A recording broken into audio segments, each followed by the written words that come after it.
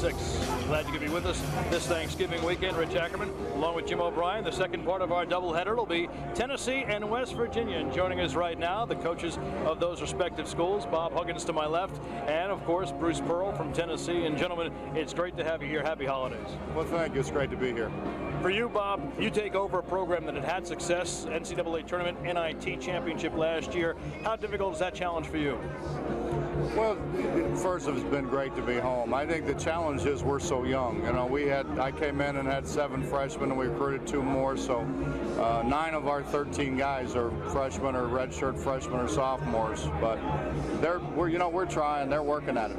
Does it make it easier that you have a very talented and experienced backcourt in Darius Nichols and Alex Ruoff, and also 2 guys who don't turn the ball over that much? I don't know what we'd do without them. They've been terrific, and I think they lead by example. Scheduling early season tournaments to get top-flight competition on your schedule is something very important. Well, it is. We're all going to find out where we are right now. It's all about where we go from here. West Virginia's going to challenge us.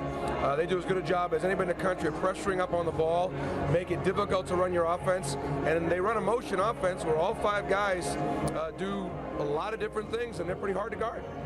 Let me ask you this. It seems very comfortable for you guys to be here now. How does that change once we get down there? Tell me about that. Well, hopefully our team's going to kill each other. I mean, you know, Bob and I go back a long ways.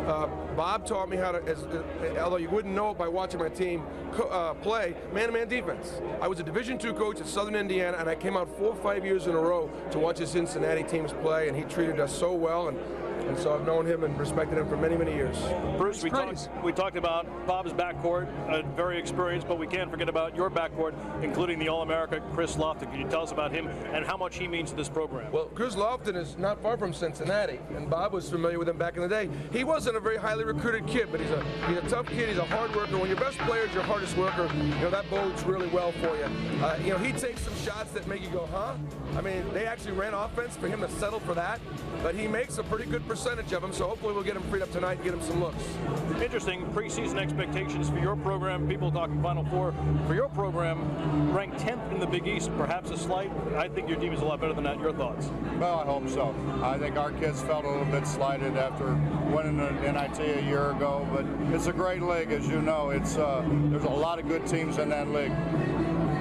You guys come here to Newark, New Jersey for this Thanksgiving weekend. How much does it mean for your teams to be here in Bond on this holiday weekend? Well, it's great for us. We've got 2 kids here from New Jersey, 1 from Newark, and we flew in last night, went to one of our players' homes for Thanksgiving dinner. His mother cooked for about 35 people, Wellington Smith's mother, so it's been good. It's been good for our guys to get together in Bond. Well, you guys are going to both get an opportunity to play 2 tough games here. What's next for both of your teams after you leave here? I'd like to get Prairie View A&M again. They're not going to like to hear that. Well, you know, we're taking it so one at a time. We got these 2 games here this weekend. We'll go back for a couple home games. We got to go to Memphis. We got to go to Xavier. We got to go to Gonzaga. We actually are a high major program. We actually play some road games. So I hope the committee is out there listening and watching. You got to get some more of those guarantee games. Well, I don't know. You know what? The SEC is such a great conference. You got to do enough, Jim, to get yourself ready and play lots of different things. I mean, we're not going to play a team that'll play us as hard as West Virginia will play us tonight. That'll screen us as hard. And whatever happens tonight, that's going to prepare us for, you know, what's coming up next. And what's most important for Bob is the Big East, and for me, it's the SEC. Gentlemen, Bruce Pearl of Tennessee, Bob Huggins of West Virginia, good luck in the second part of this doubleheader. We thank you for joining us, and happy holidays. Our pleasure. Thank you. Second half action coming up here at the Prudential Center of the StubHub Legends Classic. And Jim, it's great to be on hand on a holiday weekend for the Legends Classic, honoring some of the legends. We talked about Lou Henson earlier in our first game, but also Tennessee and West Virginia coming up. The Volunteers certainly have a long tradition, and one of the guys, the only retired jersey for the Volunteers, Bernard King, a real special player. Pretty special honor for Bernard. There's been a lot of very good basketball players that have played at Tennessee, and for him to have only be the only guy to have his number retired is pretty significant. I've followed Bernard because he's from Brooklyn, as you know, homeboy like yourself. Had a great career with the Knicks. Only 2 of us, though, have played basketball professionally, and that's not me. Had a wonderful career with the Knicks, a terrific NBA player, and was was part of the famous Ernie and Bernie show down there in Knoxville. What a special time it was for Ray Mears 30 years ago. Can't believe that. But Bernard King averaging 26 points as a freshman at Tennessee, and that was before the three-point shot. Almost unheard of, because very good competition. A little bit surprising when he decided to go to Tennessee. It seemed like maybe an out-of-the-way place back then. A lot of guys from New York stayed closer to home, but certainly had a wonderful, wonderful career. Sure, Luke Carnesecca certainly missed him, not having him at St. John's, that's for sure, but he had a pretty good player years later in Chris Mullin. For West Virginia, they have a storied tradition as well. The Prudential Center in Newark, New Jersey, getting set for the tip-off momentarily of Game 2 of our doubleheader. The Tennessee Volunteers ranked 7th in the nation, and the West Virginia Mountaineers. And Jim O'Brien, as we take a look at game number 2 on our schedule tonight, Bob Huggins in his first year at West Virginia, his alma mater. It's special for him to be back home, but right now he inherits a team that was talented under John Beilein, but perhaps not ready to play his style of basketball. Can do for you, and he has an experienced backcourt in Darius Nichols and Alex Ruoff, who were 1 and 2 in the Big East last year in assisted turnover ratio. That's incredible. And if you are going to come into a new program, well, with All-American Chris Lofton. Well, Chris Lofton off to a sluggish start, preseason first-team All-American pick.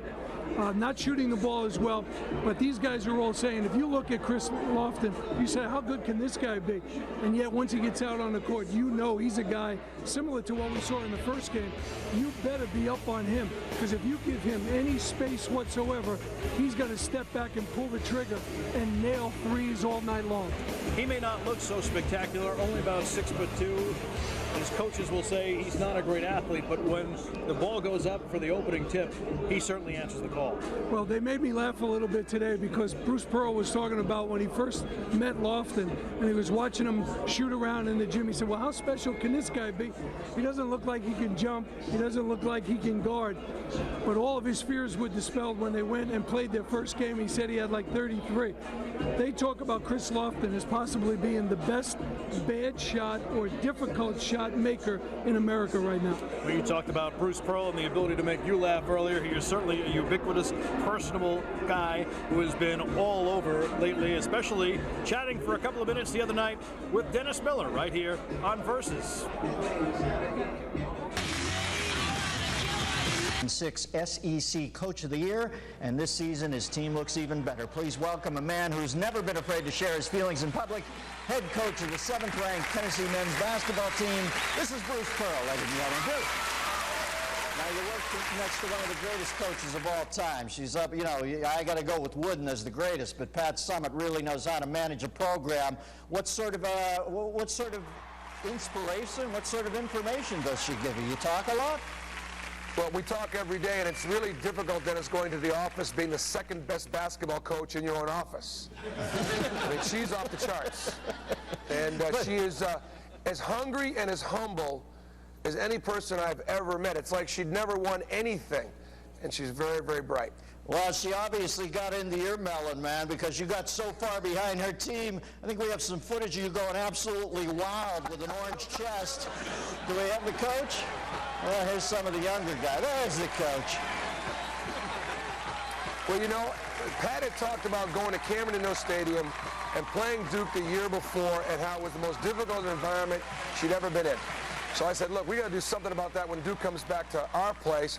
You know, I said, Pat, I'm going to take my shirt off, paint my chest orange, and we're going to sit in the student section, and we're going to make this really uncomfortable for Duke. Because when you think about Cameron Indoor Stadium, you think about the Dukies and paint their chest, and I just didn't realize I was 47 years old, and I looked like the Incredible Bulk. No, you looked okay there, Coach, because I would have had to break out a sports bra. I think you looked pretty good there.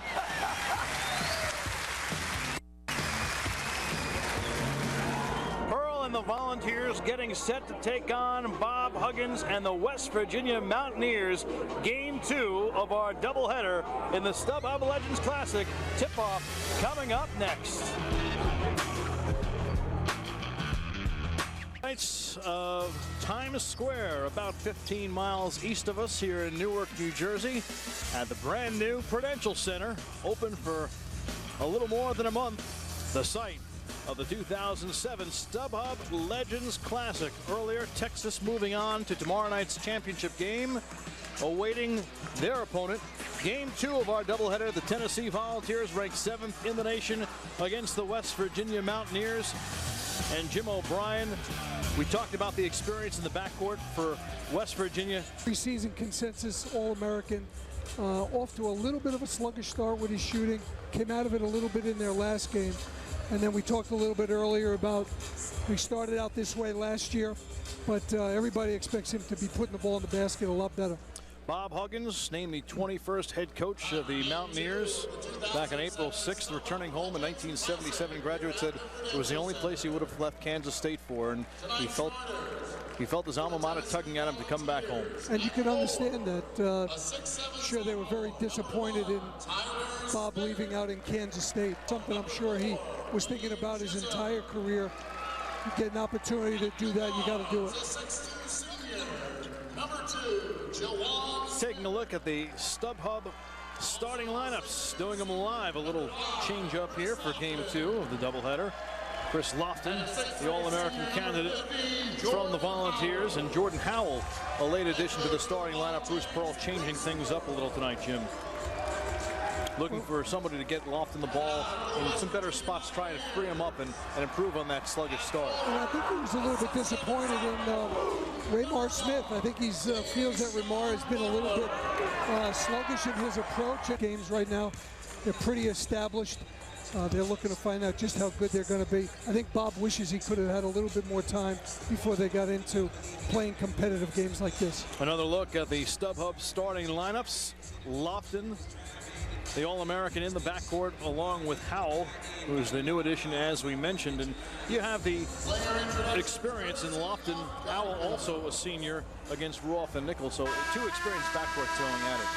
I think that there are a couple of very keys to this game. Good matchup like the game before, but in this case, I think for the University of Tennessee, I think that they really need to force the action. I think West Virginia would prefer to play a little bit slower, a little bit more half court.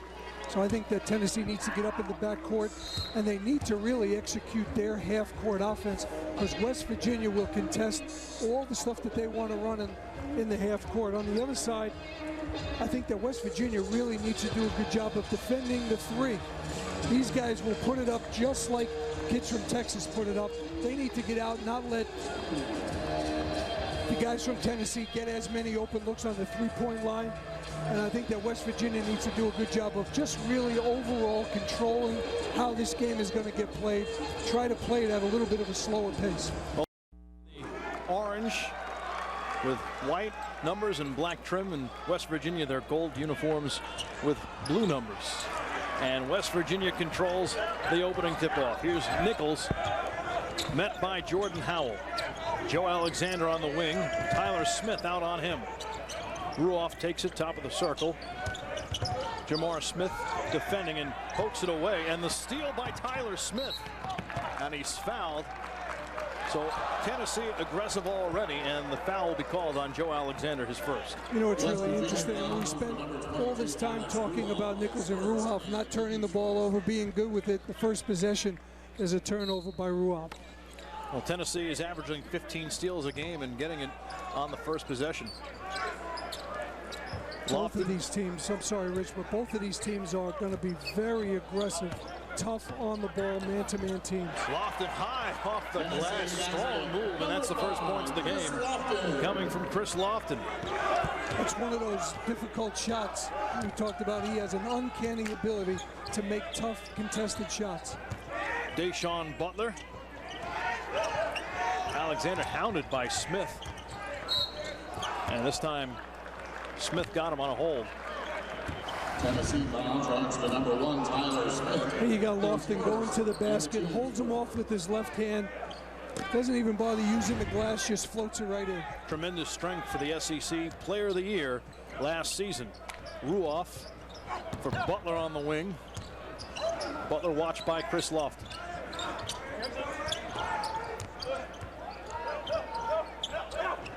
Down low, Butler. Nice soft touch, Jim. And we're tied at 2. Good patience by West Virginia. Quick three-point attempt at the other end, off the mark, and pulled down by Butler. Nichols. Smallgan finds Ruoff down low. Easy bank shot. And West Virginia on top. Number 22, Alex. A minute and a half in, West Virginia up by 2. Jordan Howell working on Nichols. Kick ball. Looks like role reversal on that play. For the last few years, West Virginia has been the team that would like to run backdoor plays, and Tennessee tried to get the same thing against them. So far, Bruce Pearl's Volunteers averaging 95 points a game through their first 4 games. Well, they're doing it on both ends so far, Jim. Jawan Smith, another 3-point attempt off the mark, but this is Just sit back. They're up in the backcourt. They're going to try to force the action, trap the first pass. so they return some experience, and we have a whistle away from the ball. Almost 2 minutes in. Each team on the board. West Virginia with a 4-2 lead. Butler spins off the glass. Deshaun Butler, who's from right here in Newark. So homecoming. Set by West Virginia, trying to get Deshaun Butler right at the block where he's most effective. And the steal by Alex. A position I'm sure that they're going to try to exploit and go to that again if they can, because I don't think Lofton can guard him that close to the basket. Ryan Childress in for Tennessee. Here's Nichols inside for Butler, working on the smaller Howell. Kicks it back out for Nichols. 3-point attempt around and out and knocked out of bounds. Tennessee will take over. Volunteers trail by 4. So Bob Huggins' team's known for their defense and rebounding, but still it's almost a hybrid team of what we've seen in recent years when the Mountaineers were led by John Beilein, who's now in Michigan. They like to shoot that 3. Well, I think Bob has done an unbelievable job in incorporating his style with that of what his players have been accustomed to, because these guys are shooting about 33s a game in their first 2 games. Wayne Chisholm, sophomore center, with his first 2 points of the game. 6-4, 3 minutes in. West Virginia in front. Ruoff can't get the 3 to go down. Butler puts it up, but can't get it to fall. And Chisholm gathers it in. Now Heat loses possession. Butler on the floor. Butler gathers again, and this time calls timeout alertly. It's a man offense the way you would like. Nichols to inbound, looking for somebody. Duke Cruz challenging the inbounds pass. He just checked in. And finally, it's Butler. Butler gives for Nichols. Josh Tabb, sophomore, in for Tennessee as well. Alexander dumps it out for Butler. Long range, short, rebound Childress. Ramar Smith, who lost his starting job for at least 1 game, checking in for Tennessee and cut off, but draws the foul. Jamie Smulligan called his first. Another good call by the official. He was moving. Jim, I notice you're very complimentary of the boys in the stripes tonight. Just trying to tell it like it is, Rich. I think there might have been a different story back in the days at St. Bonaventure, Boston College, and Ohio State. I was never telling them the way it was then. Well, actually, you were, but just in a different language. Here's Jawan Smith, former walk-on, working on Butler. 3-pointer goes in and out.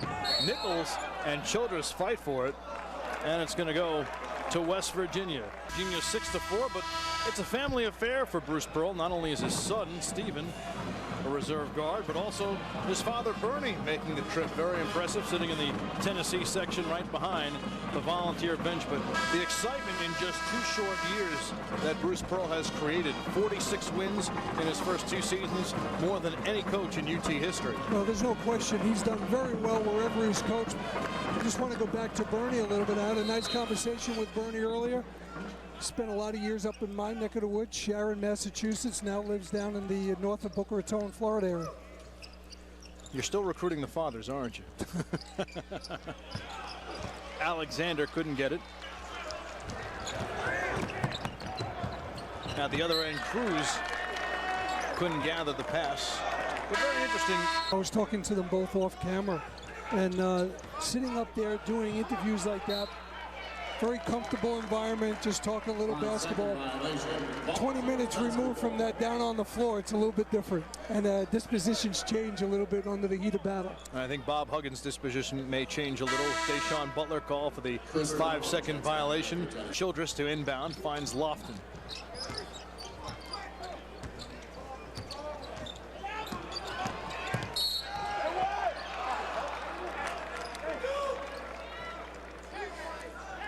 And Lofton draws the foul on the penetration. Virginia foul, number 1, Deshaun Butler. Deshaun Butler. His first and the team's third. You saw Bob Huggins just a moment ago talking to the official, but Tennessee. I think he stepped over. it's like wiping away the batter's box. You struck me as a guy who was outside the box a lot. Oh, are you talking about coaching now? Both. Occasionally I would get a little bit worked up, but I don't think I was all that bad. And but guys have to be very mindful of what they're doing on the sideline now. West Virginia finally able to get it in. And here's Nichols into the front court. 6-5, West Virginia on top. 4.5 minutes gone by. Butler, head fake. And an offensive foul. West Virginia foul. This is a little bit different than the first game that we watched, Richard. There's not as many easy looks in this game as there was in that first game.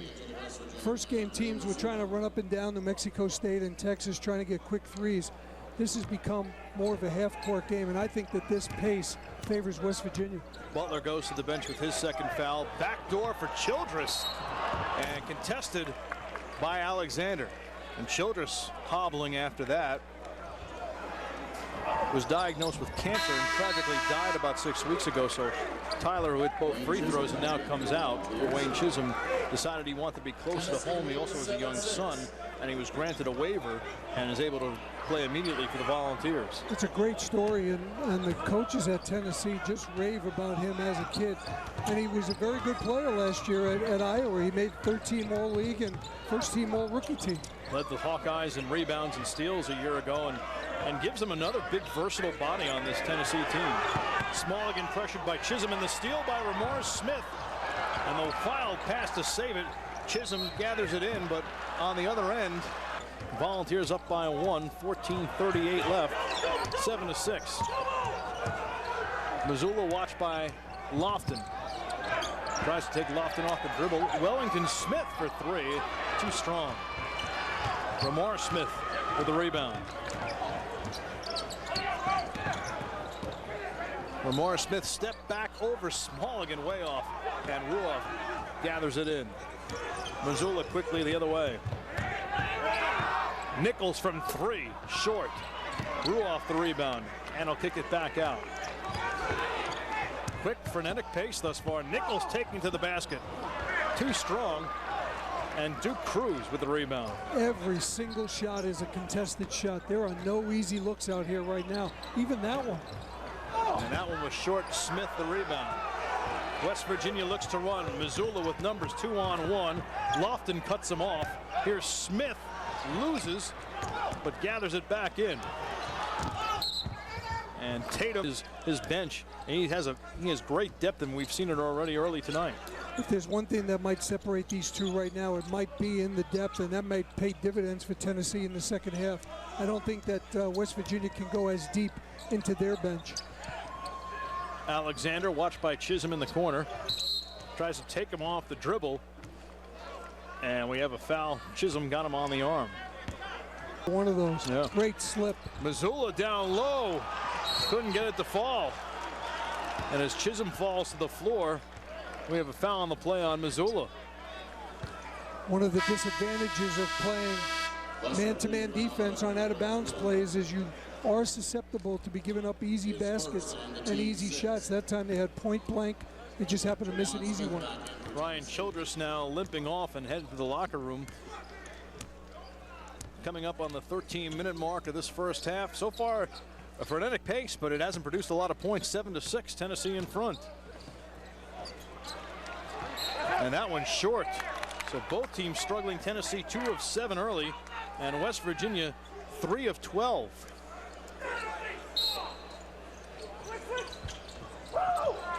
Lofton trying to shake free, but the Vols inbound it for Cruz. His pass for Smith knocked away. We mentioned the level of competition. It certainly goes up, not only a notch, but probably several from what both these teams have faced in the early going. I think that's 100% accurate. I think that neither team, anybody that's been right up in their face for the entire half to this point, and I don't think they've faced any of the pressure that they're facing right now. Lofton pressuring Missoula. Smith watched by Cruz. Tennessee coming way out and heavy pressure on the ball so far. The steal by Lofton. Smith lead for Lofton. High off the glass over Smith. And Lofton makes it a 9-6 game. Very clever player, isn't he? He just has a real good feel for how to get the ball up on the glass. And he had to be confident taking it in against at least 2, maybe even 3 Yellow Sharks there.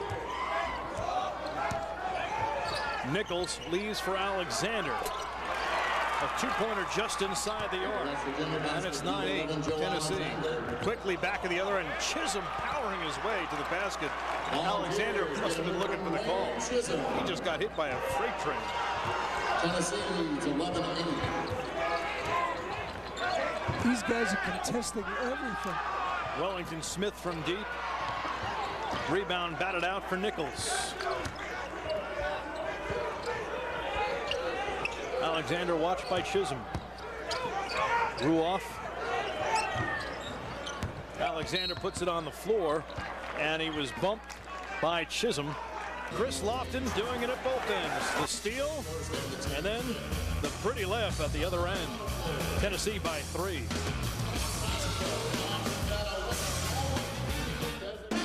Welcome back to the StubHub Legends Classic, part 2 of our doubleheader. Texas has already advanced to tomorrow night's championship game. Now they're waiting on their opponent. Tennessee currently up by 3, 11-8. We talked about Bernard King earlier. The other part of that Ernie and Bernie duo, Ernie Grunfeld, former Volunteer standout, enjoyed a great NBA career with the Bucks and the Knicks, and now the GM of the Washington Wizards has done a fine job there, although a tough year and a tough start for Ernie in Washington with Gilbert Arenas out 3 months. That's not going to help them at all. Gilbert, obviously a guy that can score a lot of points for him, but Ernie's done a great job being down in Washington and really thought of as being one of the real good guys in the business of the NBA. Tennessee off the steal. Howell coming the other way.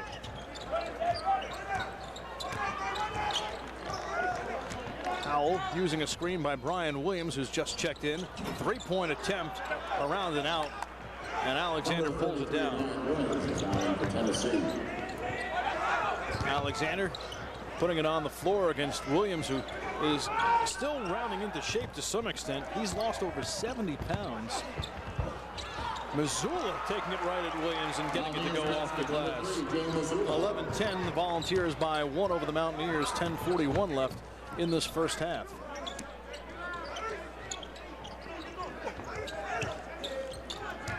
Howell trying to shake free of Missoula.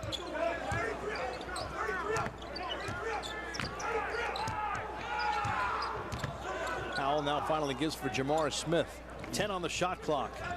Lofton way out, puts it on the floor. Smith tried to go baseline, steps back for a 3, too much on it. Pulled down by Williams in a new 35. But Lofton going right to work. Short.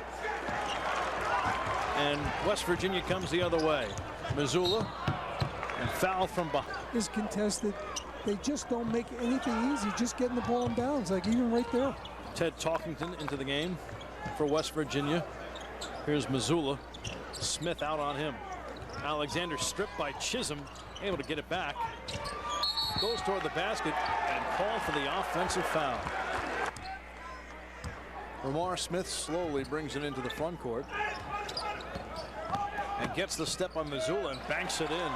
Ramar Smith, nice move, explosive move to the rim, and Tennessee up by 3, 13-10.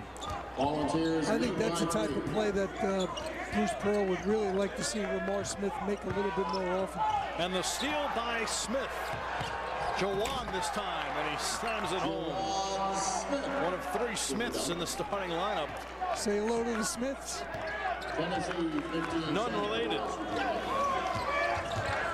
Tennessee up by 5 after the steal and slam by Smith. Jacob Green, the freshman in. The nice crossover by Ramar Smith off the glass. And this time, Jawan taking it the length of the court. Very powerful play by Ramar Smith. I like the idea that he went to the basket. The defense stepped in to try to take a charge, and he got himself under control, came to a jump stop. Our juniors or seniors as Nichols hits the second.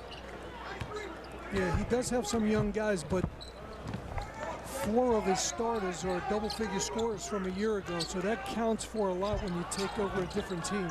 Ramar Smith off the mark, pulled down by Flowers. Nichols hands to Mazzulla. Stripped by Smith. Jawan Smith again taking the length of the floor. This time, though, can't get it to fall. The other way, Mazzulla quickly back. Penetrating and leaving for Flowers, who walked. Too many thoughts going on in his head at that point. Yeah. You don't want the big guys. First of all, it's a bad play by the guards to give them. That's a bad play by the guards to even give them the ball. We talked about how affable Bob Huggins was and at ease as Chisholm can't get it to fall. Childress back in the game, and he's fouled. But we talked about how easygoing Bob Huggins was earlier. Certainly that mood has changed. He's got a little different look on his face now than he did at halftime. Tennessee trying to go to the basket strong, and Chisholm unable to fall, but Childress, as I mentioned, back in, gets the nice roll. Is good. Childress, a product of Moeller High School in Cincinnati, and coached by a very, very good high school basketball coach, Carl Kramer. Chisholm seemingly injured his hand earlier, and just a second ago, holding his left wrist. A three-pointer, Ted Talkington. It brings the Mountaineers within 2 with just under 8 left in this first half. Josh Tabb. Nice spin move on Nichols. Good feed for Chisholm. So Chisholm has been playing through the pain of that injured hand. Has not come out of the game, but you see him grabbing it every couple of moments. West Virginia had trouble getting it in, but finally Ruoff gets it across. Nichols looks a little bit tired right now. Smith off the mark. Well, Tennessee can throw so many different looks at him.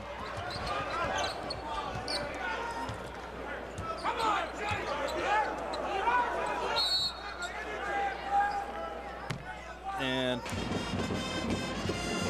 you see him going up for the jam. But right after that, maybe he just hit it on the rim.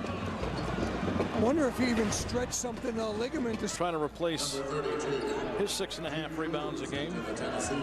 Not to mention an inside presence, Duke Cruz on for him. So already 2 players, even though Childress is back in it, as Wellington Smith called for the foul. We saw Childress walk off, he's returned. But 2 volunteer players hurt already in the first 13 minutes of the first half. Ryan Childress steps to the line. And of course, earlier tonight we saw A.J. Abrams suffer a cramp, and he was able to return, so that was good news. But a lot of injuries early in the season for these teams. If there's one team that has the ability to overcome stuff like that this time of year, it is Tennessee, because as we talked earlier about the number of players that they do play. And Bruce was talking about, he really feels that his kids do get... Mike Cruz, who's called for the foul. They always get the biggest kick out of that. Maybe it's not a fair thing for the officials, but after the last foul at the other end, Bob was really up working the officials. And I just seem sometimes it comes down here, it's a little ironic that another touch foul gets called on his behalf. Throws it away. Another turnover for Tennessee early. All because of the defensive pressure. Both teams exceptional in bothering the guy with the ball. 6th turnover for Tennessee. West Virginia has committed 10. We're coming up on the 6-minute mark of this first half. The Mountaineers with it down by 6. Look, Rich, look where these guys, Rich, are running their offense. there's no place to go unless you're going to have to try to take somebody off the dribble. Smolligan's three-point attempt is way off, and here comes Tennessee. Smith loses control and turns it over. Number 7, Ted Talkington, ahead of the pack. Tried to use his body against the taller Childress, but Childress just kept going, and although there was contact, Talkington turned it over. So 11 turnovers now Also for number 15, Jordan. for the Mountaineers. For not only the 7th-ranked Volunteers, but also the Mountaineers. John Flowers in for West Virginia. Josh Tabb working on Flowers. Hands to Childress. Batted up in the air. Retrieved by Tabb. Looking for an outlet as he's bottled up. Cruz inside. Strong move to the basket. And he's called for the offensive foul. But Nichols drew the charge. And the foul on Cruz. West Virginia tries to cut into that 6-point lead by Tennessee. Under 5 minutes left first half. Smolligan way out, but he does have the ability to hit from 3-point range. 7 on the shot clock. Wellington Smith can't get it to go, but gets his own rebound and a new 35. Rich, the guys that are going to be successful in this game are the guys that have the ability to take somebody and create their own shot, like Nichols was going to attempt to do. To make it a 4-point game, Tennessee up 21-17 on West Virginia. Childress puts it on the floor. DeJuan Smith, nice fake. Finds Lofton. Quick release from Lofton, but off the mark. And here comes West Virginia the other way. Nichols picks up his dribble. And gets it back from Ruoff. A lot of tired basketball players out there right now. As hard as these guys are working, both offensively and defensively, these guys get tired very easily. Ruoff from 3. Good. 21-20 as Alex Ruoff pulls the Mountaineers to within 1. Lofton is fouled and hits. Chris Lofton, we talked about his penchant for making tough shots. Certainly they don't come any tougher than that, with Ruoff charging at him and knocking into him as he got it off.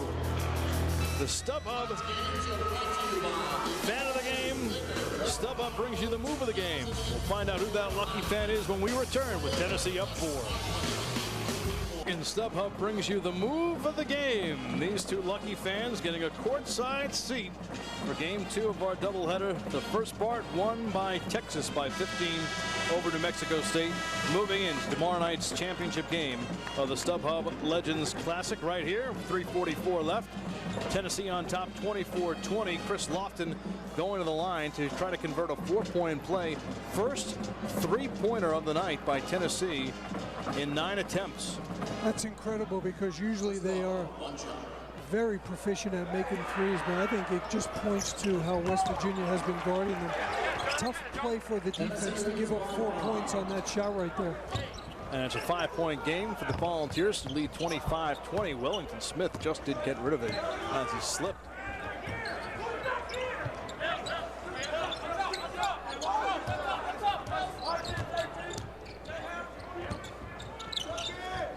Ruoff. And it looks like we've got a 3-second call on the freshman John Flowers. Interesting set right there. West Virginia did a very smart thing. They put Ruoff on the free throw line so that they have a good passing guard trying to make a high-low play. Nice little set by West Virginia, just a little bit too aggressive under the basket. Nice backdoor pass for Lofton. Can't get it to fall. Childress fights for it, taps it back to Jamar Smith. 3-pointer in and out. And Flowers, the freshman, gets the rebound.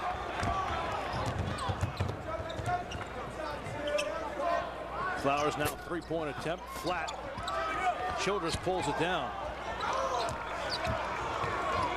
Howell cross court for Lofton with Ruoff in his face again. This time it doesn't go. Ruoff gets the lead from Flowers. Nice pass for Smulligan, a little behind him perhaps. Smulligan not expecting that. Tennessee And basketball. another turnover for the Mountaineers. Number 3, That might be one of those plays where you might be better off throwing it up in the air for the big guy to kind of catch it and dunk it. But so far, one thing that Bob Huggins, even though his team is down 5, has to be happy with is team's rebounding. They were ranked 272nd out of 325 teams a year ago. And I asked him, how do you rectify that? He said, well, I told him, go try getting one. You might like it. It's like eating vegetables almost. I'd rather get rebounds than eat vegetables, I think. You And see that one, all that's going on right now, Rich, you guys just taking people one-on-one off the dribble. There's no concept of running any offense because of how the defense is playing. West Virginia trails. Mazzulla took it coast to coast, grabbing the rebound on one end and laying it in on the other. And it's a 3-point game. Tennessee up 25-22. Coming up on 2 minutes left in the first half. Chisholm back on and hits from 3. Wayne Chisholm, who was 1 for 7 from 3-point range before that one, but he knocks it down to give the Volunteers a 6-point lead. And he banked it, by the way, from a strange angle. I heard him call that. Did you? Getting pretty physical in here.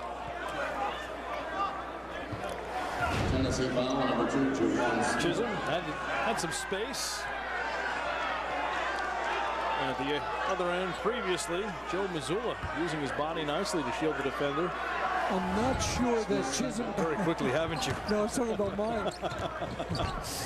28-23. Tennessee on top. Late first half. A minute and a half left here at the Prudential Center. And while you're trying to find somebody to throw it to, the defense is getting out on you and the 5-second count is in effect. Lofton, flanked by Mazzulla, takes him off the dribble. Chisholm, could it be again? This time he decided to put it on the floor, and he got fouled by Wellington. So making reference to how he thought his defense is so much further ahead than his offense, and that is very obvious right here. Chisholm, a 56% free throw shooter, misses both, but Tennessee gets the rebound. Here's Williams. Nice little jump up there for Brian Williams. And you can see why Bruce Pearl and his staff were very enthusiastic about this 7-footer, despite the fact that he came in weighing well over 300 pounds. He's a big boy. Inside the final minute of the first half, and Williams knocks it away. Smulligan able to recover, though, looking for some help, and finally gets it to Mazzulla. Smith for 3. Wellington Smith knocks it down, and it's 30-26 Tennessee. Tabb comes quickly back the other way, thought about a 3. Chisholm again for 3, and hits. So he started the season 1 for 7, but he's now 2 for his first 2 attempts tonight. I'm a believer. Is Bruce Pearl? That's the big question. Chisholm with 12, and the Volunteers by 7. 15 seconds left. Smulligan hands to Nichols. Inside 10. Working on Tabb. Cut off by Chisholm. Nichols short. Second chance opportunity is good. And that'll do it for the first half. That's the end of the first half. A sloppy first half, but it closed with a flurry of scoring, and Tennessee leads it by a score of 33-28. Teams heading off to the locker rooms. It's been an exciting night of basketball thus far, and Tennessee up 5 at the break.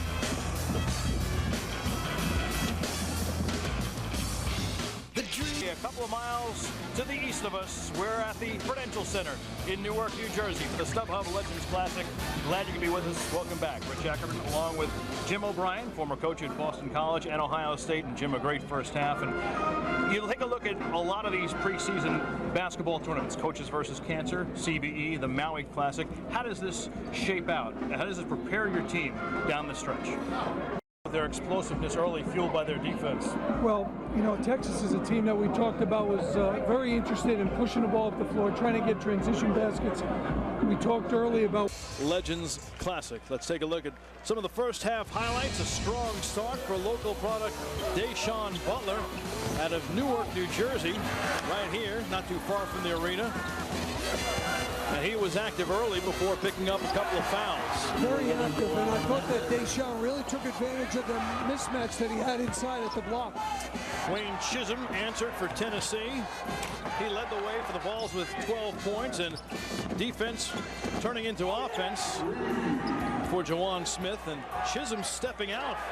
2 of 2 from three-point range, 1 of 7 coming in. I mean, who'd have believed that at halftime Tennessee is 3 for 11 from threes, or 3 for 13 from threes, and Chisholm has 2 of the 3. We'll take a look at the first half stats brought to you by StubHub, and a big number at the bottom of the screen, 13 turnovers for West Virginia thus far, Jim. And that's something that you should expect, I think, with the pressure that Tennessee puts on people.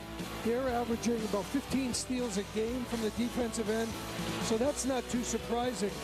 But I think when we talk about the keys to the game, we talked about West Virginia, the importance of them defending the 3. They did a pretty good job with that, as we mentioned.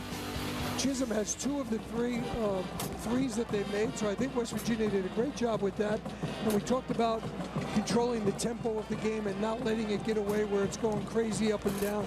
The score is 33-28, the lowest scoring half-court game I really believe is going to continue to favor West Virginia. Perhaps the most surprising stat, in addition to Chisholm being 2 for 2 from three-point range, was the fact that Tennessee 3 for 13 from three-point range, and Chris Lofton 1 of 4. So last year he got off to a slow start, 9 for his first 27 from three-point range. Entering this game, he was 8 of 25, and again continues to struggle. He's only 3 of 9 from the field overall, and West Virginia also struggling from beyond the arc, 3 of 11. Well, I don't know what happened directly with Chris Lofton and the reason why he got off to a slow start with his shooting this season, but I can tell you in this game it's a direct result of how hard West Virginia is guarding him. Well, Bruce Pearl was telling us earlier today that he thinks that Lofton is just being too unselfish, being the fact that he's a senior trying to take on a little bit more of a leadership role, but he said he has to be more selfish. You have to treat those types of players that can carry your team with almost a little different set of rules. If he has a green light, he should go for it. Yeah, exactly right. But I think that he understands. I mean, he is a senior, and you know, they were talking earlier about how he did get off, as you mentioned, to a similar start. So I wouldn't worry too much about him. He's such a good kid. It matters so much to him. It's just going to, it won't be very long before he starts getting his rhythm back, but he just doesn't seem like he's in sync right now. Tyler Smith will inbound the ball to get the second half underway. Tennessee up by 5 in a surprisingly low-scoring first half. Chisholm out high. He's already 2 for 2. Crossovers, jab steps, and to try to get to the rim, I think you're asking for trouble. And that time you're taking a little too long. Called for a 5-second violation. So he had all these moves that he wanted to put on a floor, but couldn't decide on one in particular. The steal by Lofton ahead for Juwan Smith, and he's hit by Alexander. Flung it up in the air, but it was going nowhere near the basket. The way it just has started within the last minute, start the second half is very, very similar to how the game ended. It's just a little bit sloppy with guys being careless with the ball, and again, the defense getting up into everybody. Juwan Smith coming off a career-high 32 in the win on Tuesday over Middle Tennessee. Hits the first. Craig Ruoff, who committed that turnover. 5 turnovers now for a player who was second in the league last year in the Big East in assisted turnover ratio. Yeah, very uncharacteristic for him. And Jamar Smith, nothing but net on the second. 7-point lead for Tennessee, 45 seconds in to this second half.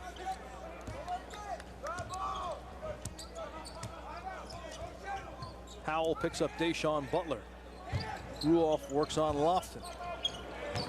Butler picks up the dribble and finally gets it to Wellington Smith. Wellington Smith working on Tyler Smith.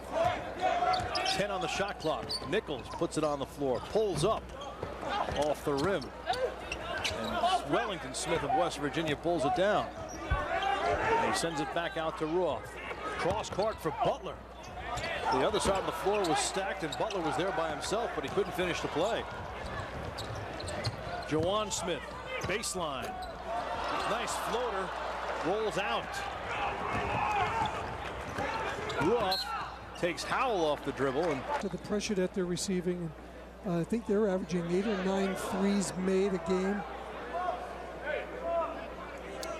And I think that coaching boxes, coaches really have to adhere to that rule, and Bruce Pearl right on that line. And Nichols in trouble, calls for a timeout. It's a little more than a minute and a half gone by in the second half. Tennessee with a 35-28 lead over the Mountaineers of West Virginia. The winner moves on to face Texas tomorrow night. Tennessee leading by 7 over West Virginia, trying to advance tomorrow night's championship game, which we'll have right here on Versus, beginning at 7 p.m. Eastern time. The Texas Longhorns already moving on earlier tonight with a 15-point win over New Mexico State, 102-87, and awaiting the winner of this one.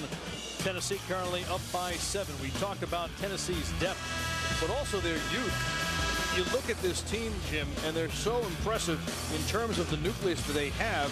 Sure, Lofton's a senior, but you look at guys like Duke Cruz, Wayne Chisholm, and Ramar Smith, all sophomores, and you also couple that in with Tyler Smith, the transfer, who's a sophomore as well. well, Tennessee has 4 guys that last year made all rookie team. 1 in the Big Ten, 3 in the SEC. And West Virginia has Deshaun Butler, who is all rookie in the Big East. So there's a lot of very good young talent out here. And Butler, aggressive work under the boards, gets it to go to pull the Mountaineers within 5. Tyler Smith working on Wellington Smith. Lofton lost control for a second, now pulls up for 3. Around and out. Lofton struggling, 3 of 10 now from 3-point range.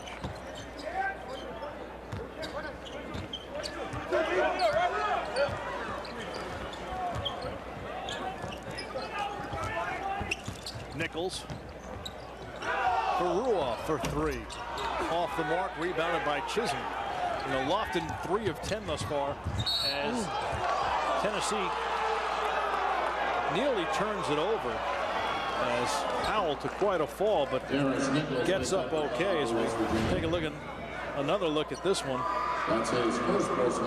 Howell and Nichols going for the ball, and Howell certainly took the worst of that collision. He sure did. I thought Nichols was trying to make a very smart play by just trying to poke the ball to the other side, but he just got caught up in there. Fortunately, nobody got hurt on that. Nichols called for the foul. So as I was saying before the collision, with Lofton struggling, Tennessee really needs a secondary option offensively. They haven't been able to find that so far tonight. Well, I think that Juwan Smith is usually a pretty reliable scorer for them, and he has struggled. As a matter of fact, those 2 guys combined in the first half, 4 for 16, is very uncharacteristic. Smulligan way off from 3, rebounded by Lofton. Quick pass for Juwan Smith. Down low, Chisholm, turnaround jumper is good, and the foul. Score the basket for Wayne Chisholm. Well, Wayne Chisholm has been the Volunteers' offense tonight. 14 points so far for Chisholm. And he just exploited a mismatch there. Yeah, he was really, he overmatched Nichols on that play. Good transition offense. And West Virginia needs to do a better job getting back, especially their big guys are going to have to run the floor. Chisholm did a great job getting down the floor very quickly that time. Misses the free throw attempt, only a 56% free throw shooter on the year. It's the Volunteers by 7. Nichols down low for Alexander. Chisholm bodies him. Turnaround by Alexander. Chisholm went down. And it looks like Chisholm's going to be called for the foul. Alexander's second attempt is good. 37-32. Tennessee in front as Ramar Smith walks it over the midcourt line. Chisholm in the way high post. Chisholm tries to put it on the floor again and loses control. And this time he's able to get it back. Timeout. Miraculously gets the benefit of the doubt from the referees as he calls timeout. But again, we've seen Wayne Chisholm the second time he's trying to put it on the floor and got him into trouble. But nonetheless, Chisholm, the leading scorer for Tennessee thus far. Tennessee in front by 5, 37-32 over West Virginia. Legends Classic. Almost 3.5 minutes gone by. Second half. Tennessee up by 5, 37-32. Glad you could be with us this weekend on a holiday weekend. Hope everybody had a happy Thanksgiving and enjoyed their shopping. Rich Ackerman along with Jim O'Brien. What did you get me for Christmas, Jim? I didn't do a whole lot for Thanksgiving. Had a nice dinner with my daughter Amy. It's the way it should be spent, with family. More on that in just a second as Lofton takes the inbounds pass. A lot of the coaches, speaking of spending Thanksgiving with family, like having these early season tournaments as Chisholm tries to put it in and finally does on the second effort.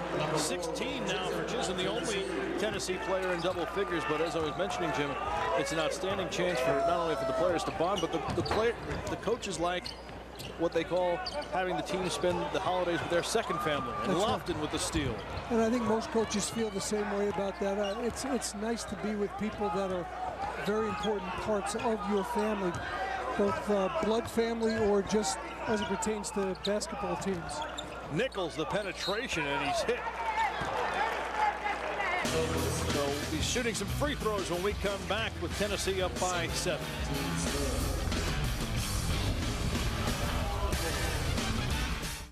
Welcome back to the Prudential Center, the site of the 2007 StubHub Legends Classic. Jovial crowd on hand in this holiday season. Rich Ackerman along with Jim O'Brien, and Tennessee up by 7, 37. Make that 39, 32. And Jim, during the break, Rich, what I want to just point out is you need some counters to hard, aggressive overplay defense. And as you can see coming up here, as West Virginia's overplaying Chisholm, he reads that and makes a terrific back cut, catches it in a jump stop. He's under control. He happens to miss that one. Does a great job on rebounding his own miss and laying it in. But the idea is when you're being pressured so much, you need to be making back cuts to try to loosen up some of that intense heat. Nichols hits 1 of 2, makes it a 6-point game. 39-33. Childress quick pass down low for Smith, who's blocked by Nichols. Beautiful block by Darius Nichols. The lead for Alexander, tries to work his way in on Chisholm. It's a second or third foul. But just Alexander going to the basket, and he was using his offhand as a lever to try to get to the rim. So Ruoff will shoot the free throw. Which what were we talking about? Talking to the two coaches, and they're having a nice day with smiles on their faces. How quickly it changes. Hey, these are two very competitive basketball coaches, and they want their teams to be playing with the same intensity that they're coaching. So I'm not surprised that this happens. Ruoff hits both technical free throws, and now Alexander will shoot his. In fact, you talked in the first half about the players on West Virginia perhaps being a little winded. It's now a 2-point game after Alexander hits. But you keep seeing Tennessee running players in and out, but it's pretty much been the same rotation for West Virginia. And the kids on West Virginia, just like Tennessee, I mean, they're playing very hard. Chisholm can't get it to go. And touched by Tennessee. And another technical as the ball is slapped away. Not sure who's going to be called for it. I think Chisholm, he slammed the ball down. So Pearl picks up a technical, and it leads to 2 points just a moment ago. And that's where Chisholm gets called for the technical. That's a technical. But again, you have to keep your emotions at this point in the game. It's a 2-point game, and Ruoff with a chance to tie it. It's amazing how things can change.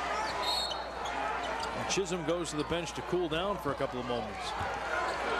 It's a smart move by Bruce Pearl.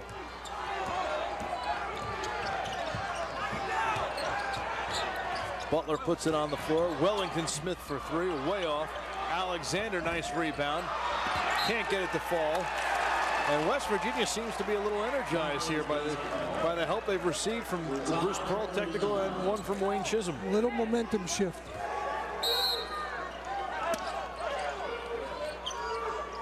Can it translate into some more points though right here for the Mountaineers? Nichols goes baseline. Beautiful move, slicing through the Tennessee defense. And West Virginia now with the lead by 2.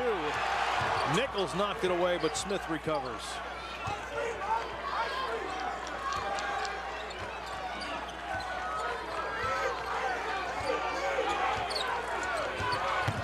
Smith, a spin move into the lane, leans in, scored, and the foul. Lamar Smith, who wound up not in the starting lineup tonight, a little too inconsistent, but a nice strong move. I'm not sure about that one. I really thought that the defender kept his position and the contact was created by the shooter. And Smith hits the free throw. He had struggled going 0 of 12 from the line against Prairie View a couple of games ago, but bounced back going 6 for 7 on Tuesday in a win over Middle Tennessee. Which Tennessee really upped the defensive pressure in the backcourt on that last possession. Nichols working. Gives to Alexander. Here's Butler from long range. And it goes over the top of the backboard. And it'll go the other way.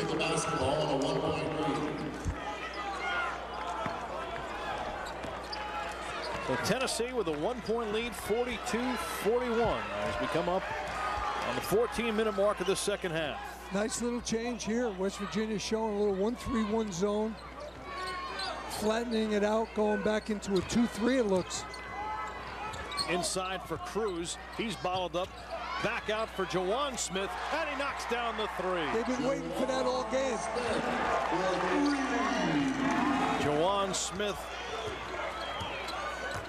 who has hit some big shots, coming off a career-high 32 in the win on Tuesday night, hits the big one there for Tennessee. Nichols back at the other end. That's Darius Nichols from West Virginia. So now, after a sluggish start by both teams, some end-to-end action here. Jawan Smith for 3.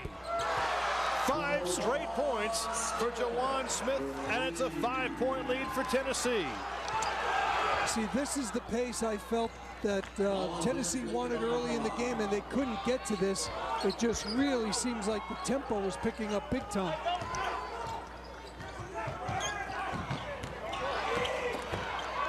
Butler taking it strong to the rim, and he's fouled by Cruz. 6'7", 225-pound Butler, and a Bloomfield Tech, not too far from this arena in Newark, New Jersey. And West Virginia now trails by 3, 48-45. Jawan Smith, Butler out on him, down low for Cruz, and he couldn't handle it. From the basket, that it's hard to find those. Tennessee up by 3, looking to join Texas in tomorrow night's championship game. You can catch it right here at 7 p.m. Eastern Time on Versus. And Alexander called for a walk. I could have gotten him on any number of calls. Tennessee basketball. I'll tell you what, pretty good though. Pretty good team defense right there. They just jumped in. Very good help side. Tennessee. West Virginia with its 16th turnover of the night. And he did walk right before barreling into Cruz. No place to go.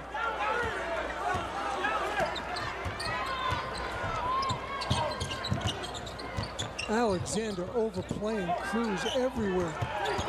Troy Smith putting it on the floor. Nice pass for Cruz.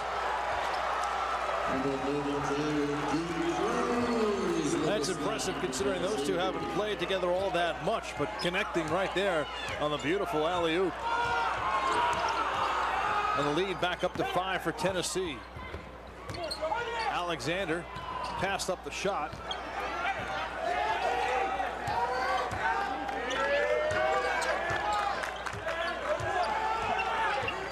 Nichols working on Jawan Smith.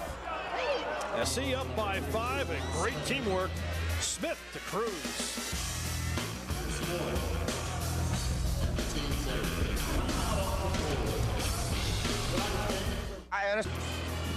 A picturesque New York City skyline during the holiday season. Glad you could be with us tonight. We're a couple of miles west, right here in the brand new Prudential Center, the site of the 2007 StubHub Legends Classic. Second part of our doubleheader. Texas has already advanced to tomorrow night's championship game, and right now Tennessee with a 5-point lead. And Jim O'Brien, we expect this to be close, but maybe didn't figure this way early. No, as we said early in the game, I think the first half in particular was the first time that either one of these teams really felt the level of the defensive pressure that they're both applying to each other. I do think that they've gotten a little bit better at it in the second half. There's fewer turnovers, but still both teams are forced to run their offense a lot further away from the basket than they want to. Darius Nichols go, and the second is good. So it becomes a 3-point game once again. Tennessee on top, 50-47.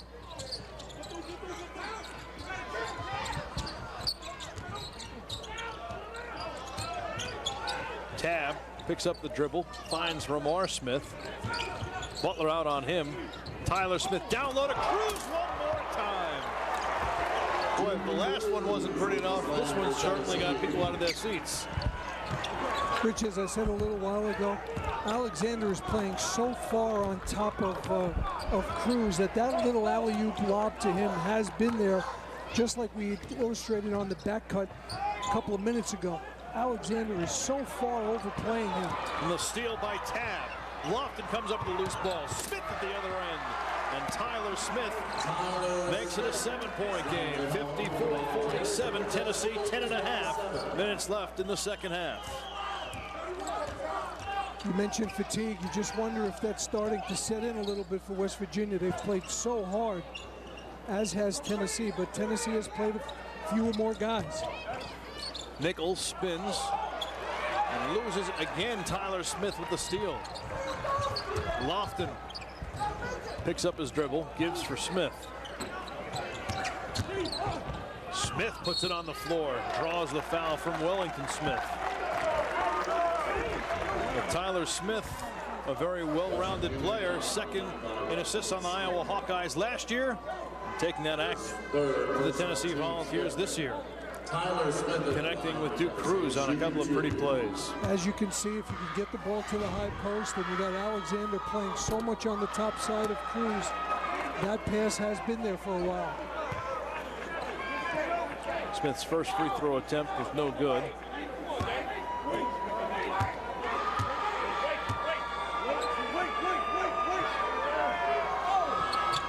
The second is perfect. An 8-point game. Volunteers in front, 55-47. Tabb with the pressure in the backcourt.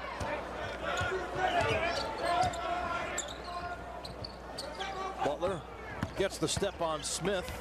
Kicks it out. Wellington Smith driving to the basket aggressively and hits. The deficit back to 6 for West Virginia. Once again, though, Jim, in the second half, we haven't mentioned the name Chris Lofton very much. There's a foul away from the ball on Wellington Smith again. He's been quiet in the Big East. That is a monster conference. Off the inbounds pass, Cruz went up to get it off the back iron. He pulls it back down. Lofton thought about the three. Howell for 3. No good again. And grabbed by Alexander. It's hard to imagine, Jim, that a Bob Huggins team would finish 10th in its conference. Well, that league is so good. I mean, there are so many good teams in that league, and that's a hard league to be competing in with the number of quality teams they have. Butler beats Howell but can't finish, and here comes Tabb the other way. And now we have a technical foul on Bob Huggins.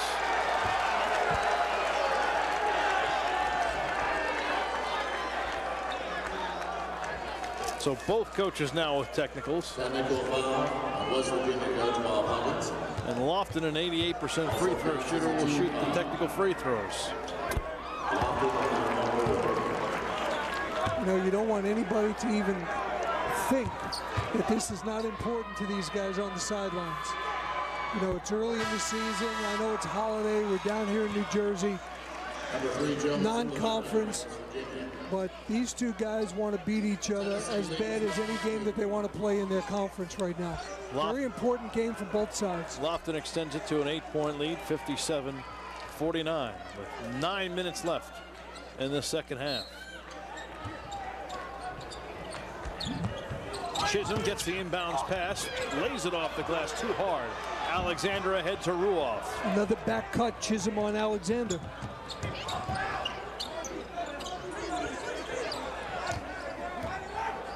Mazzulla, nice crossover dribble, but picks it up. Alexander, short jumper off the mark. And here comes Lofton. Well, we've seen that backdoor cut. Why would you overplay here, Jim? As Lofton attempts the three-pointer, it's rounded out. Because one thing that it does, Rich, is it totally eliminates Alexander being part of their offense, and it just breaks teams down from running the offense that they're accustomed to. It forces the offense to have to be a little bit more creative and to run counter moves to what the defense is doing. And I think the way that Tennessee plays, and West Virginia as well, they both force you to get out of your offense, and you have to make offensive reads and offensive moves that are just instinctive more than they are part of your pattern.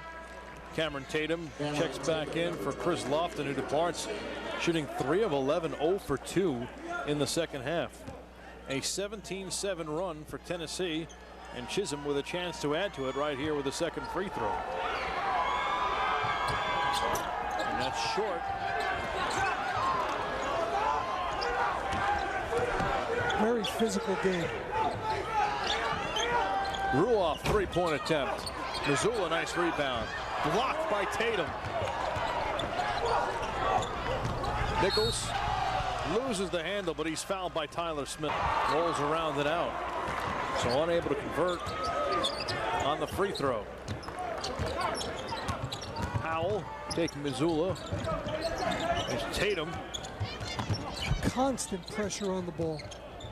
Get used to it from West Virginia. It's only the beginning with a Bob Huggins coach team. Smith down low for Tatum. But Rich, I really believe Tennessee has played the same exact way defensively. Both of these teams very good defensively. Chisholm couldn't get it to fall, and here comes Mazzulla. Back for Nichols. Mazzulla from 3. It's good.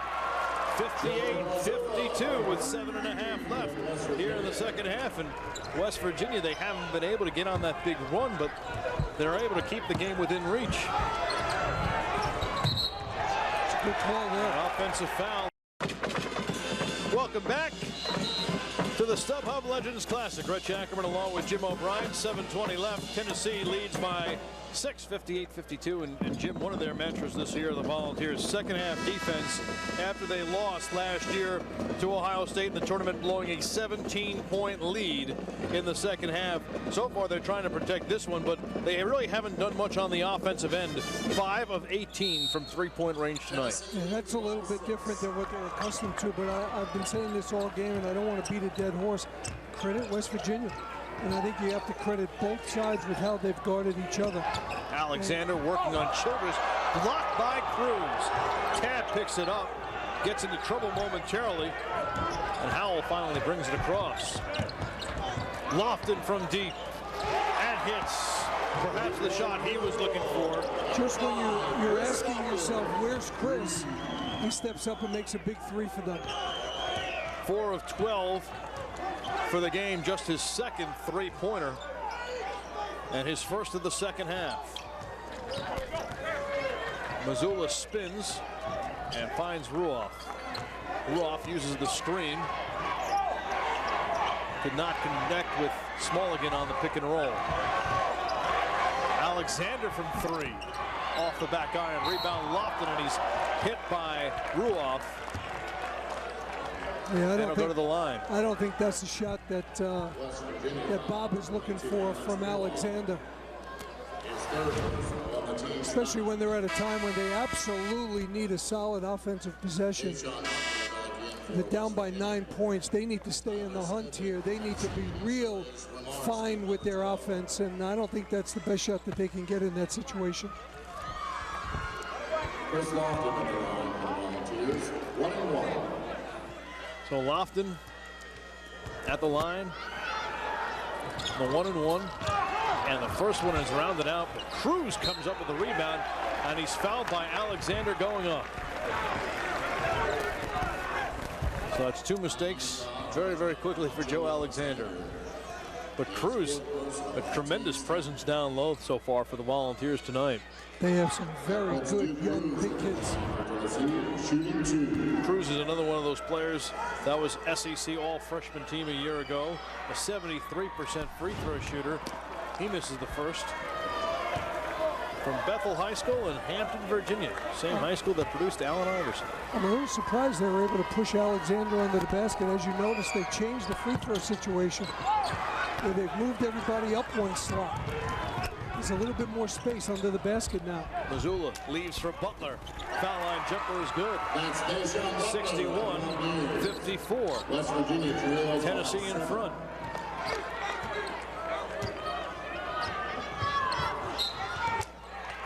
And a foul. Both of these teams have been involved in blowouts, and the starters getting early breathers.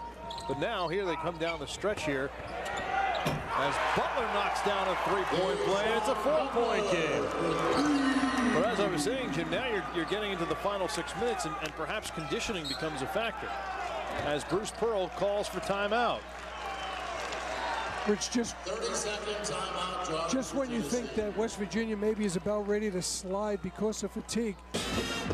Giving their teams instructions, Bruce Pearl, in his third season at Tennessee, the most success of any Volunteer coach ever throughout his first two, winning 46 games. And looking to advance the finals of the StubHub Legends Classic tomorrow night. The winner of this game moves on to face Texas. But still 5:40 left in this one, and it's a 4-point game. Tennessee just clinging to a 4-point lead. The Volunteers have been unable to open this one up. Every inbound pass is an adventure, whether it's under the basket or on the sideline. Ramar Smith watched by Butler. Spin move by Smith, but he's called for the carry. You've seen that. Ball did come to rest a little bit in his right hand. Nice backdoor move. Ruoff makes it a 2-point game. That's good basketball right there. Well, Tennessee searching for offense here.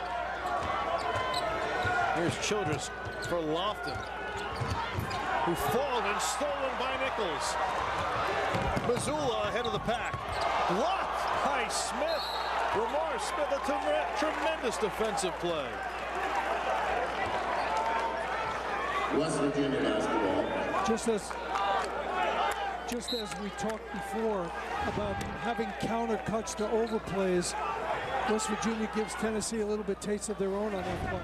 Deep pass for Ruoff to get it in, but again, the inbound pass very much contested. And it goes off Nichols' hands. They say Ramar Smith was the last to get a piece of it.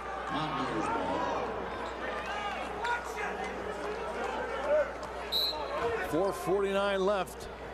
Tennessee and West Virginia. It's been a close one throughout. Now Tennessee. And we talk about learning experiences, and I think for both teams right now, it's very good to come down the stretch and be tested. Especially in a physical game. Big pick, hard pick set by Childress. Cruz was blocked. And West Virginia starts back the other way. Nichols.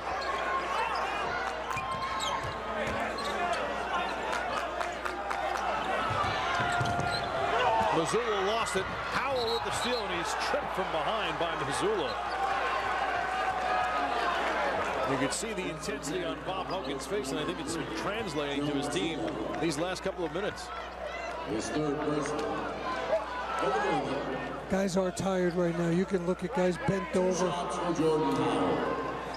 It's a dead giveaway when somebody's tired. They bend over and they put their hands on their knees. And these kids have all played exceptionally hard. Not the best basketball, but I'll tell you what, they've played exceptionally hard. Howell hits the first, and to try to rectify that situation of fatigue setting in, Childress goes out, Tyler Smith comes back in. That's the one advantage for Bruce Pearl. He goes so deep, he'll play at least 10 players tonight. And Howell's second one is too strong, pulled down by Ruoff.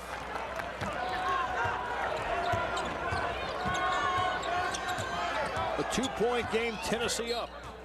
And Bob Huggins calls. Ball team. They actually travel with their entire practice team. Kids that are walk-ons that don't have any opportunity to play at all, but just run through the oppositions like the scout team. They travel with everybody. There's a ton of people that walked in the gym with Tennessee today.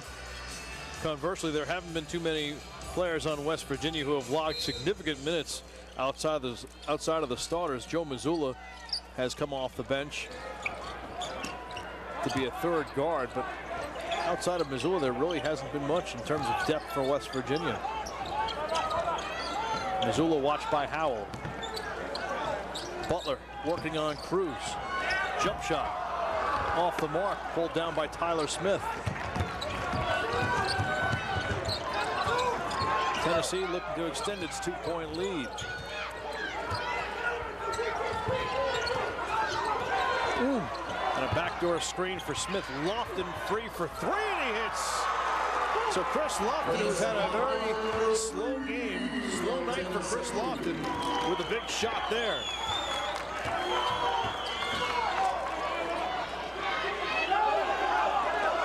(65-60), Tennessee by 5. Nichols for Ruoff. Baseline jumper. Off, pulled down by Alexander. Nichols for 3, short, and Lofton gathers it. Big defensive possession right here by West Virginia. Somehow they need to just try to dig in, prevent the score, get an opportunity to go back. Lofton's three-pointer didn't go that time, but Joe Alexander called for the foul. But Chris Lofton, as we mentioned, it had been a very quiet night, but coming through with a big shot. He has 17 for Tennessee, which leads by 5, 65-60.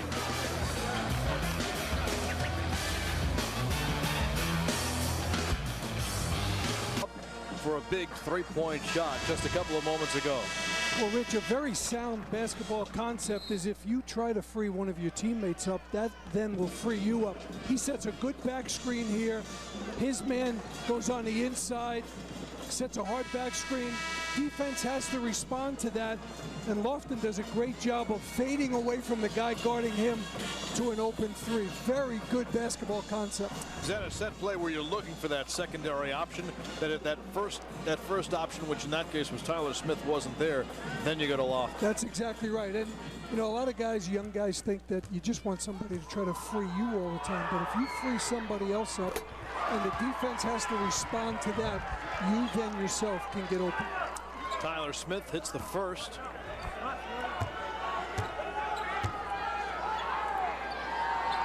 And the second is good. So it's back up to 7 for the Volunteers, 67-60, with 2:47 left in the second half. Chisholm goes down. West Virginia able to get it over midcourt. Ruoff working on Tyler Smith. Butler goes baseline, nice fake. How good is that? It up in the glass. Deshaun Butler's had a strong game, and they're going to need his offense down low with Joe Alexander now out of the game after fouling out on that last foul on Tyler Smith. Smith in the lane, short. Wellington Smith the rebound. And once again, every single possession for both sides critical right here. Once again, it was a 7-point game just a moment ago. Tennessee couldn't put it away, and now West Virginia with a chance to get it to perhaps 2. Ruoff finds Wellington Smith open for 3 and knocks it down, and it's again a 2-point game. Very good patience, terrific offense. 67-65, a minute and a half left in regulation. Lofton spins, and he's blocked by Smith, who is called for the foul. And Bob Huggins exasperated. Not sure. 87 to remain unbeaten on the season, improving to 4-0. So Lofton hits the first. from the free throw line on the night, 18 points. The SEC Player of the Year. He's had a quiet 18, hasn't he? Certainly not what you expect from Chris Lofton. Make it 19, and it's a 4-point game, 69-65. Well, it's been a quiet 19, but you never know when he's going to hit that big shot down the stretch. No question. Could be setting it up for that. Another backdoor cut and a beautiful pass from Lofton Nichols. 69-67. Coming up in the final minute of regulation. And of course, the ball is in the hands of Lofton. Deep three. He was looking for the foul. It'll go to West Virginia.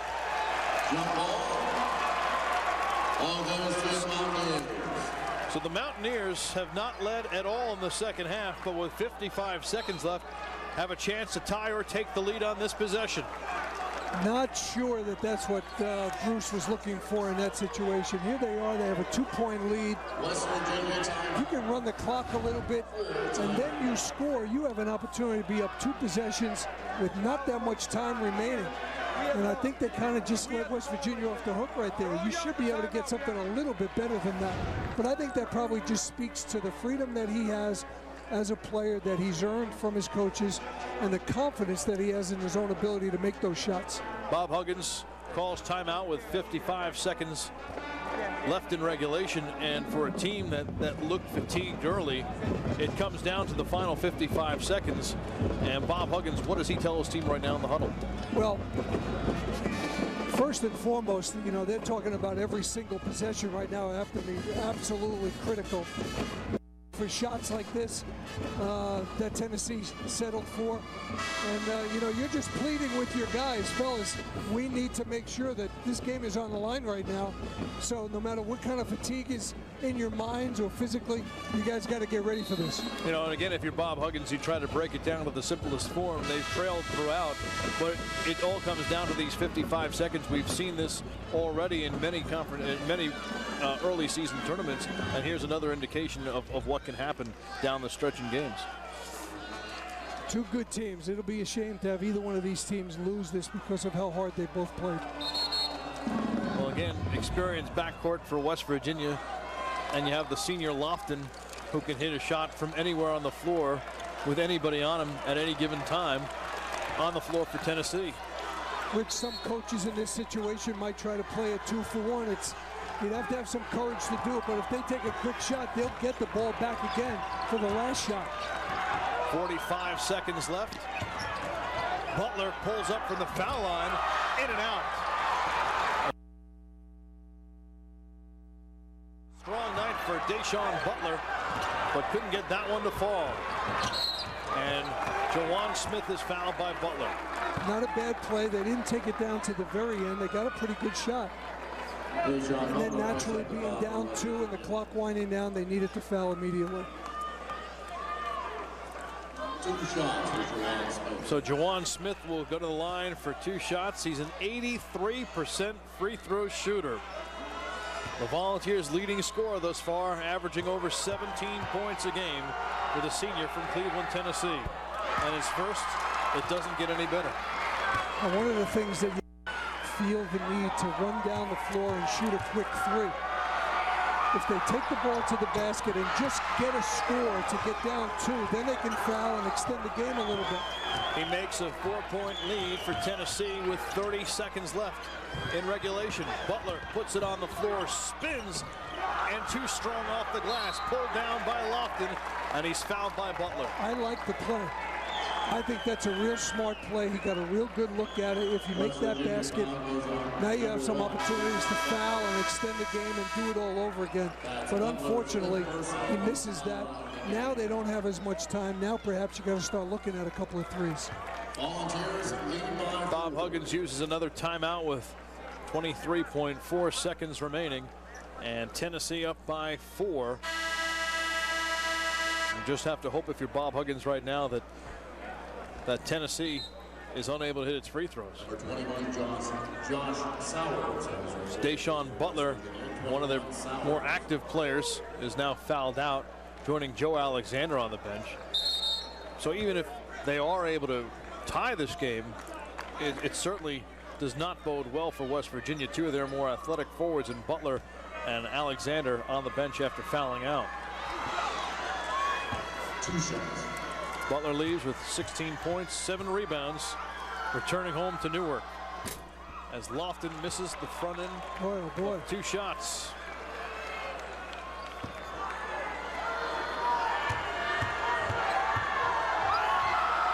Second one by Lofton is no good. He misses 2. So with 20 seconds left, West Virginia has a chance down by 4. Nichols quickly for Ruoff. 3-point shot is good. It's a 1-point game. And Bob Huggins spends his final timeout with his Mountaineers trailing by 1, 71-70. It happened. You either have to get the ball or you have to foul. You don't want to lose any time in this situation. Well, Lofton, an 88% free throw shooter, just missed 2. And Juwan Smith, an 83% free throw shooter. We'll see who else Bruce Pearl happens to send out on the floor, but the rest of his starting 5 not very proficient from the free throw line. Tyler Smith, 57. Wayne Chisholm, a 56% free throw shooter. Jordan Howell has not gone to the line much, but he's hit all 4 attempts coming into this matchup tonight.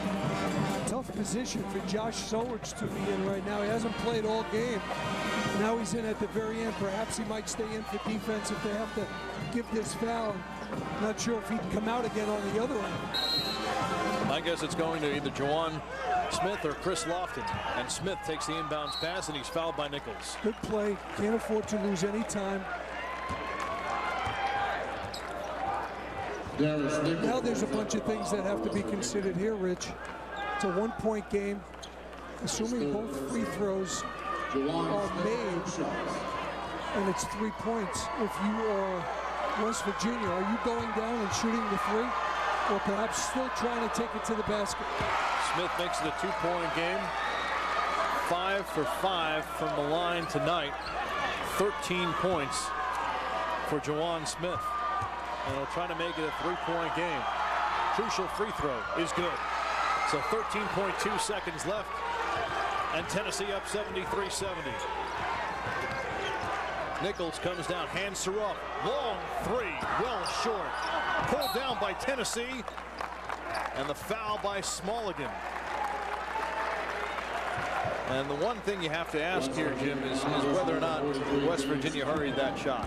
Well, there's a lot of different schools of thought as to how you want to approach this. There's a lot of people that feel, you know, with 10 seconds, 11 seconds, you can go ahead and shoot that 3. 2 shots. But if you miss that 3, then the game basically is going to be over.